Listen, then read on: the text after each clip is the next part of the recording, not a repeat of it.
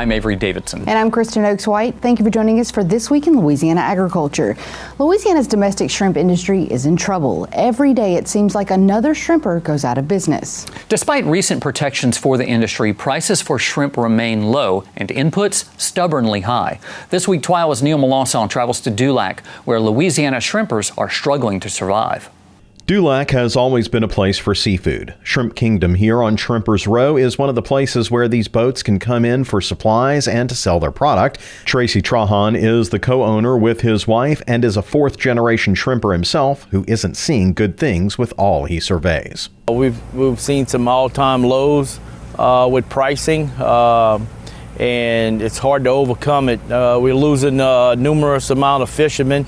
So it's as a shrimp broker in an unloading dock, it's making it very difficult to continue doing it. The loss of fishermen is having a tangible effect. Trahan says his dock has lost tonnage because of the loss of shrimpers and expects to lose more. Last year, we had over a £1 million reduction. Started out by $500,000, then $1 million, and this year I'm sure it'll be $1 million plus.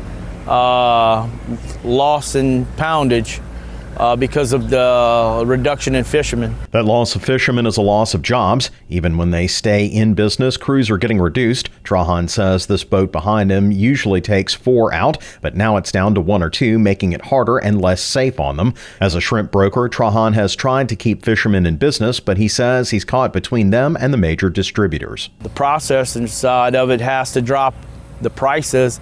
It forces the dock buyers to work at a cheaper price, and it's unsustainable. You know, once you fall under a certain amount, you can't really overcome all the insurances and all the expenses. All you're doing is working to pay for your equipment. Trahan had hoped to see some change this year. Recent tariffs on overseas shrimp were celebrated by the shrimping industry, but Trahan says they aren't working right now. The tariffs, it looked like it was gonna do us some good. We started off before the opening the May brown shrimp season, May 8th. It looked like it was gonna be promising, but it dropped 30 cents after the opening, and it was just too much. Trahan doesn't shrimp anymore. Multiple injuries have sidelined his career. His son is picked up as the 5th generation, but Trahan is worried about the entire industry. He's proud of his shrimping tradition and wants to see it continue, not just for his family, but for everyone who eats fresh Gulf seafood. One of the other challenges that we have, they tend to use our heritage in the boats, and they false represent their imported product using, boats and golf. It's mislabeled, This is why it's so important to ask before you eat when it comes to Louisiana seafood. The men and women working these boats behind me are bringing in the shrimp from the Gulf to ice to your plate without any additives or preservatives. Without some intervention for our domestic shrimping industry, you might not know where your shrimp comes from or what's in it. Reporting from Dulac, Louisiana, I'm Neil Melancon. Louisiana's inshore season for brown shrimp lasts through June, while the fall white shrimp season is from August to December. Farmers and ranchers share the goal of improving health outcomes in America. That's a statement from American Farm Bureau President Zippy Duvall following the release of the Make America Healthy Again report. The group, better known as the MAHA Commission, released the report which highlights issues like child obesity, autism, and food allergies. Duvall says farmers were excluded from development of the report, despite, quote, many requests for a seat at the table. In his statement, Duvall says the report spotlights outlier studies and presents unproven theories that feed a false narrative. You can read the full MAHA report as well as the entire AFBF response on our website at twilatv.org. When issues concerning agriculture come before governing bodies, Louisiana Farm Bureau members get involved. Just this week, members of the Louisiana Farm Bureau Women's Leadership Committee spent a day at the state capitol to see the legislative process in action and even speak with Governor Jeff Landry.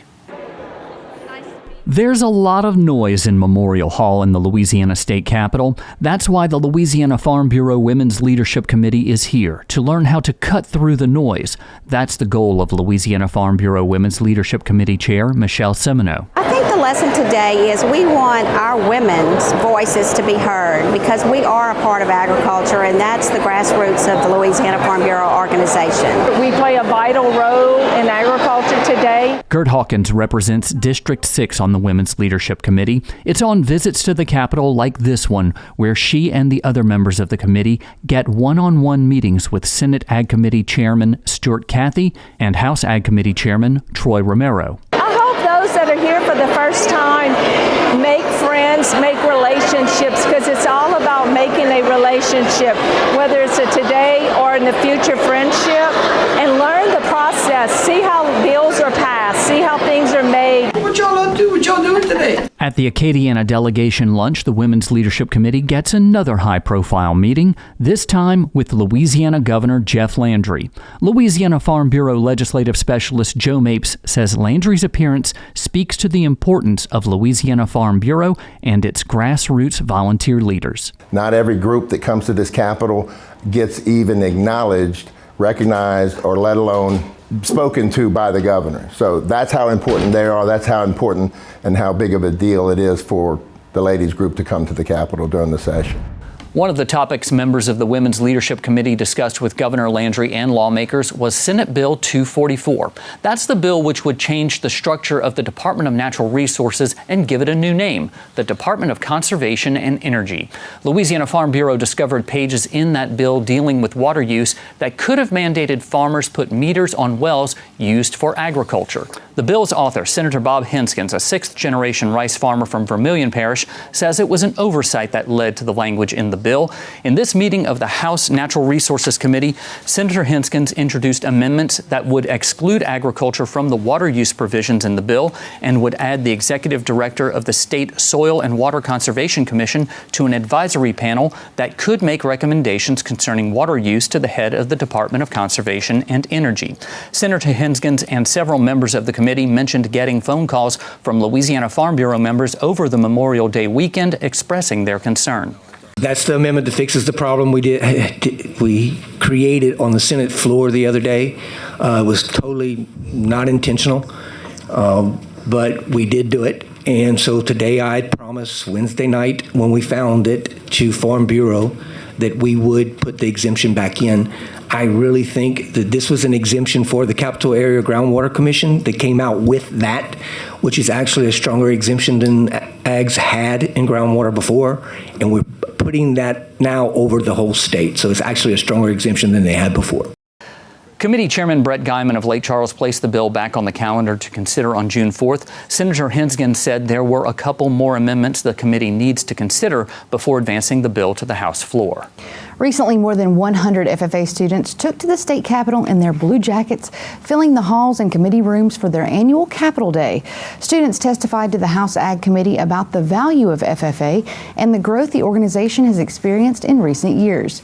State Advisor for Louisiana FFA, Cade Lejeune, says this is a new experience for most of these students, and it's vital to their growth as future voters and members of the community. We would like for all of them to become employed in an agriculture career. That's what we want. But we understand that statistically, maybe 20% of them will. But hopefully they're all going to vote. And if they vote, we want them to be agricultural literate, agricultural aware, so that they're making decisions that support the ag industry in the state, because it's so important. I mean, that's the foundation of industry in Louisiana and of the world. And so, if nothing else, if we've educated these students as they go into their adult lives to support the ag industry and make good decisions, then that makes this day very much worth it. The day ended with a chance for FFA members to speak with elected officials at the Pentagon Barracks over lunch. Well, this week we continue our special report series highlighting agritourism in the state. That's where farmers diversify by inviting tourists to their land for a better ag experience. In her report, Fueling the Future, Suzanne Ferreira landed deep in the grapevines of northeastern parts of Louisiana. And Suzanne, looks like you got to hang out around Monroe, one of the best places around there. Oh, it was fabulous. And as you'll see, distilleries and wineries are popping up all over Ouachita Parish. But you'll see one of the longest running vineyards right here. I'm Jeff Landry. I'm the owner, winemaker, and janitor here at Landry Vineyards. Jeff Landry has led thousands of tours at his stunning 16-acre vineyard and winery nestled in the hills of West Monroe. All of this doesn't happen naturally. This Y'all see how it leaves a position that's straight down? And no matter which of his tours you take, you're sure to be captivated by this operation, while at the same time wetting your whistle with Landry Vineyards' mouth-watering wines. Simultaneously, inside the winery's tasting room, you can choose any 6 out of all 30. Jeff's wife Libby serves a variety of tasting flights to visitors. And their sons lend a hand as well. Having people come out and be able to touch, see, taste, now they're really connecting. You provide Louisiana hospitality, music, and then they have a great experience that they connect with people and a product. They're like, I never thought this was here. How could y'all do this in Louisiana? And so the vineyards play a big role and a big part in the whole business. Now, Jeff and his wife Libby's painstaking hard work paid off. They raised 4 boys on the vineyard. But perhaps the most important thing is the message they're sending to their visitors. So much to learn from other agriculturists that you would never consider. This has been really a good experience. A lot of work goes into this, and a lot of people don't realize the amount of work from start to finish. I love it when somebody has a story about it because it means more. Live music, their overnight cottages and RV and camper hookups amid this breathtaking setting further perpetuates their marketing mission, while giving guests an unforgettable opportunity to bond with nature and this world of viticulture. This is a little slice of heaven. A little Napa. They've called it, Louisiana Napa. The Landrys began their family venture growing wine grapes in St. Tammany Parish on 2 acres in Folsom. However, fate took the wheel following Hurricane Katrina. Jeff Landry made a pivotal decision, backed by his determination to spend more time with his wife and children, while bringing a great product directly to the consumer. After prayer and contemplation, he discovered this land, and without hesitation, he began to plant grapes in Washita Parish. Today, he produces 200,000 bottles a year as visitors continue to step foot on this agritourism mecca in northeastern Louisiana. So where to from here for this land, this great land? We'll see what God does. We'll see what God does. A lot more fruit hanging that we can grab hold of and produce from. We don't want to be a national winery. We want to be a Louisiana winery. And the Landrys are hoping to expand their product in stores and other businesses throughout the state. Suzanne, I know this was your first trip there? Yes, it was, and I was just taken away. I grew up very close to that vineyard. In Calhoun. Right down next to and our that's neighbors. Technically West Monroe, by the way. But I've always loved everything that Jeff's doing out there, and I thought it's so funny that what is in the buckle of the Bible Belt, a lot of Baptists in that area, but he sure has a lot of people that are visiting on his concerts. And they're Christian people. Oh, and, yeah. And just it's just extraordinary. And they stay booked, or you should really book in advance for the spring and the fall. And of course, they have the great grape stomping celebration coming up and 5K runs. So, and lots of concerts and music. So there's always, just to go out there in and of itself is really breathtaking. I think he's really changing the perception of what a lot of people have tend to thought about wine, and I think that's a wonderful thing. That is so true. Now I have an excuse to go stomping on up there. Thank There you you very go. much, Suzanne Ferreira. All right, Avery. Still to come on TWILA, as LSU's president steps down, a familiar face to those in agriculture steps in. Plus, we continue our Road to Leadership series, highlighting the bright young mind leading our young farmers and ranchers. Stay with us. You're watching This Week in Louisiana Agriculture, the only TV show bringing Louisiana farmers and consumers together every week.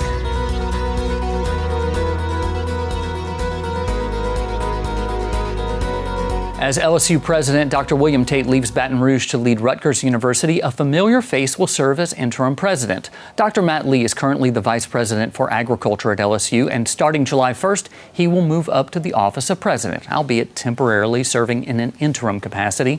Dr. Lee regularly works hand in hand with Louisiana Farm Bureau, and we congratulate him on this recognition. Dr. Mike Selassie will serve as interim Vice President for Agriculture while Dr. Lee is at the helm.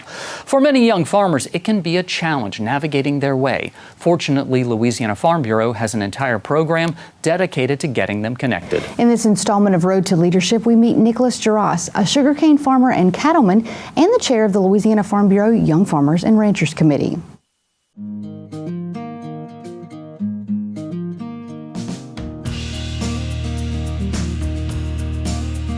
I am Nicholas Gerace. My wife, Courtney, and I farm sugarcane and cattle in St. Landry Parish, and I am the YF&R State Chair.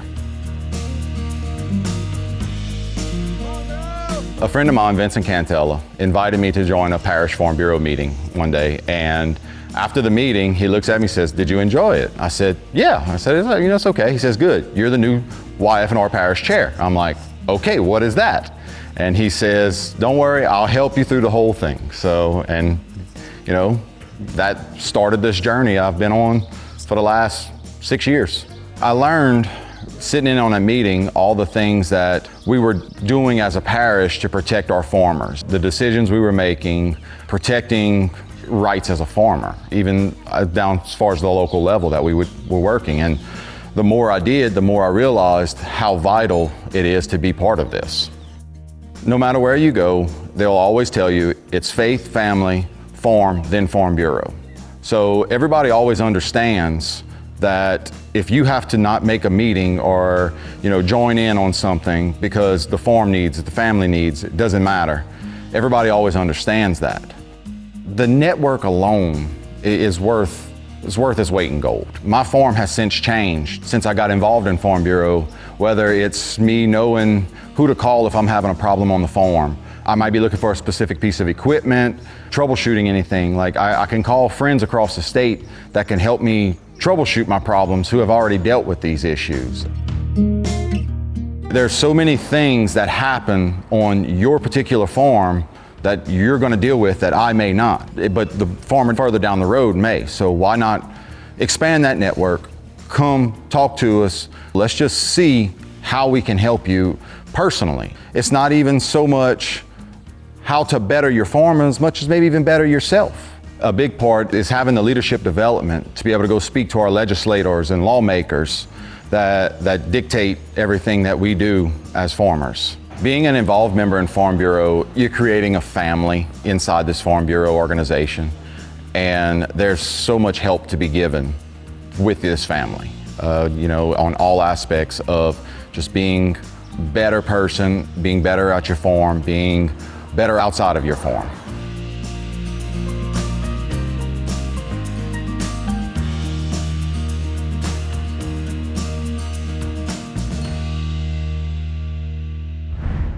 Next week, we will close out our Road to Leadership series, highlighting the chair of the Women's Leadership Committee, Michelle Semino. You can watch every Road to Leadership segment on our website at twilatv.org. Still to come on TWILA, the staff takes home the gold, literally. Plus, a story from Louisiana Ag and Forestry Commissioner Dr. Mike Strain that certified Louisiana. Stay with us.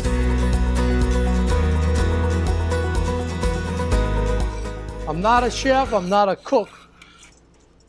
I'm somewhere between. I'm a self-proclaimed shook. And we like to say, ça c'est bon. I'm Uncle Larry Roussel. I'm from Hester, Louisiana, and you may know me for my stew and a few, a ready set gumbo, or maybe my seasoning. And if you don't know me yet, you can know me with my brown sugar dry rub.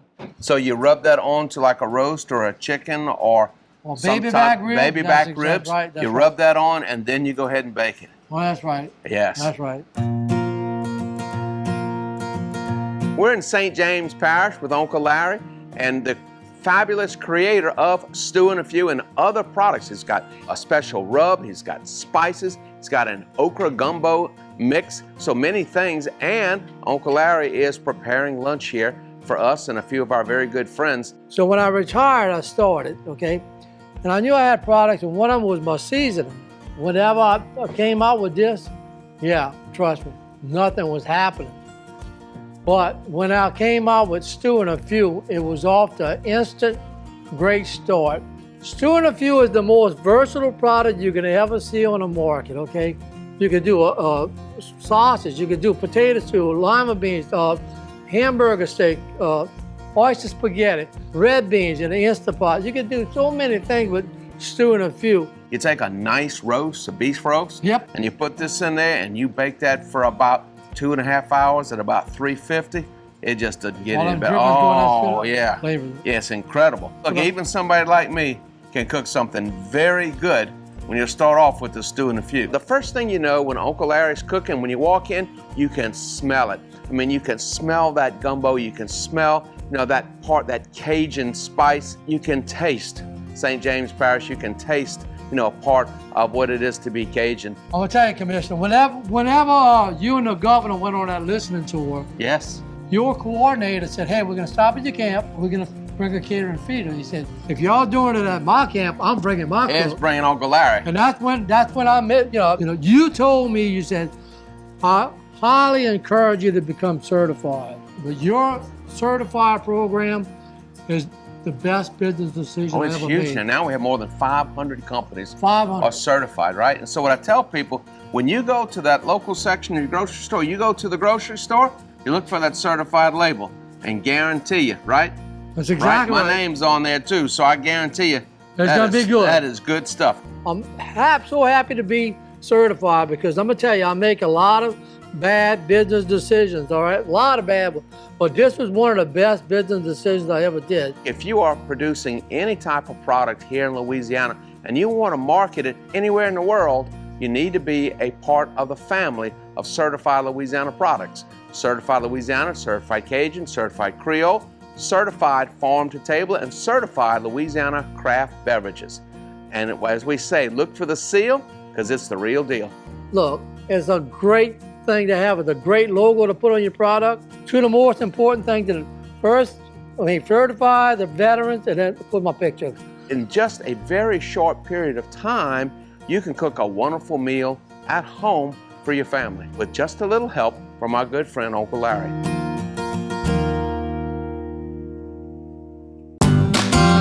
Certified Louisiana's Crawfish Tales with Commissioner Mike Strain was brought to you by the Louisiana Department of Agriculture and Forestry Certified Louisiana Program. For information about the Certified Louisiana, Certified Cajun, Certified Creole, Certified Craft Beverage, and the Certified Farm to Table Logo Program, visit certifiedlouisiana.org or ldaf.la.gov. Support Louisiana families. Look for Certified Louisiana logos at your favorite grocery, restaurant, or farmer's market. Buy Louisiana. It's the way to grow. Before we leave you, we want to take a moment to do something we don't do very often on this show, toot our own horn. This Week in Louisiana Agriculture recently won a handful of Telly Awards. Well, it's more than a handful because we've got all the way up to 11. This one goes to 11, folks. These are awards handed out to broadcast, newspaper, and social media platforms. We received awards for various stories and campaigns, including our extensive We Need a Farm Bill series produced by Carl Wiggers. Well, that does it for this edition of TWILA. Be sure to join us next week when we'll start our first of 3 profiles of this year's YF&R finalists ahead of the 2025 convention. Until then, you can watch all of our stories online at twilatv.org. Be sure to like us on Facebook, follow us on Instagram and TikTok. You can also find all of these stories and more on our YouTube channel. Be sure to subscribe, turn on notifications. That way, you know when we put something new out there. For all of us here at TWILA, thanks for joining us. We hope to see you again right here next week.